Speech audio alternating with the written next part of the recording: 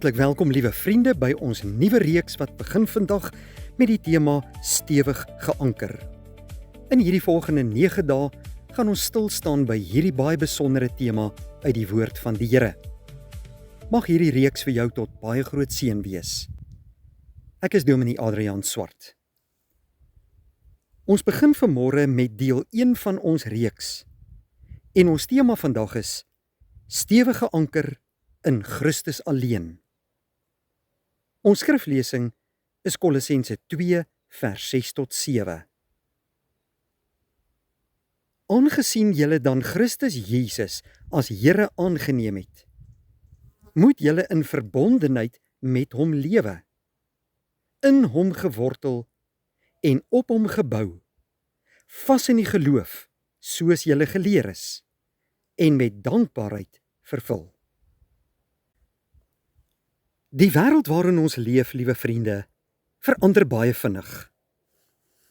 Vandag is daar ekonomiese onsekerheid, oorloë, siektes en mense wat sonder hoop lewe. Baie mense vra vandag, waar kan ek nog sekerheid vind? Die antwoord van die Bybel is baie eenvoudig. Nie in die wêreld nie, maar in Christus Jesus alleen. Paulus skryf aan die gemeente in Kolossense in ons teks van vandag, dat hulle, nadat hulle Christus Jesus aangeneem het, nou in hom moet wandel, gewortel en opgebou in hom. Hy gebruik die beeld van 'n boom. Hoe dieper die wortels, hoe sterker staan die boom wanneer die storms kom. Net so kan 'n Christen die storms van die lewe deurstaan, wanneer sy lewe diep in Jesus Christus gewortel is. Baie mense bou hulle lewe op dinge wat tydelik is, dinge soos geld en gesondheid en werk en plesier, of selfs hulle eie vermoëns.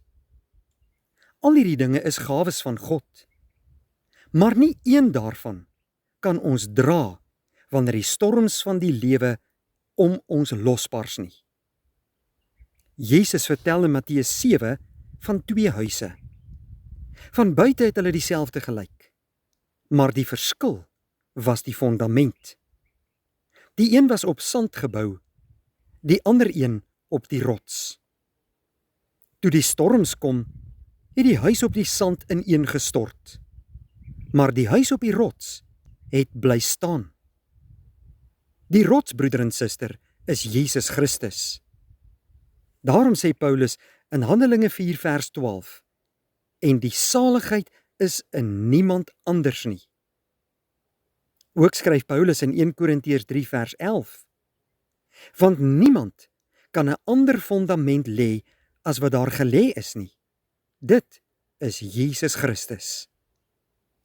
As jou lewe op enigiets anders as Christus is, sal dit jou uiteindelik teleurstel. Maar wie op hom vertrou, sal nooit beskaamd word nie. Paulus sê nie net ons moet Christus aanneem nie, hy sê ons moet in hom wandel.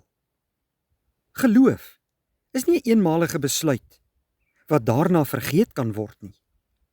Dit is 'n daaglikse lewe saam met die Here. 'n Boom ontwikkel nie diep wortels in een dag nie. Jaar na jaar groei sy wortels al dieper.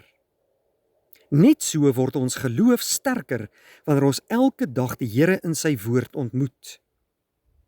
Wanneer ons bid en wanneer ons hom gehoorsaam, dan groei ons geloof. Psalm 1 beskryf die gelowige as 'n boom wat geplant is by waterstrome, wat sy vrugte gee op sy tyd en waarvan die blare nie verwelk nie. Waarom nie? Omdat sy lewe voortdurend uit God gevoed word.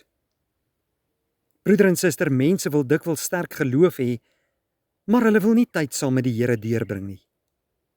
Sulke geloof sal nooit groei nie. Maar ware geloof, die geloof wat groei, is daar waar die woord oopgemaak word, waar gebed beoefen word en waar die Heilige Gees ons deur die evangelie versterk. Paulus beloof nie die gelowige geen swaar kry in hierdie wêreld nie. Inteendeel, die Bybel leer dat elke Christen storms sal beleef. Daar sal dae wees van siektes, van verlies, teleurstelling en hartseer. Die verskil lê nie daarin dat die storm uitbly nie. Die verskil lê daarin wie jou vashou. Hebreërs 13 vers 5 sê, ek sal jou nooit begewe en jou nooit verlaat nie, sê die Here. In Romeine 8 vers 38 en 39 verseker Paulus ons dat niks ons kan skei van die liefde van God wat daar in Christus Jesus is nie. Wanneer alles rondom ons wankel, bly Christus onveranderlik. Hy is dieselfde gister, vandag en tot in ewigheid.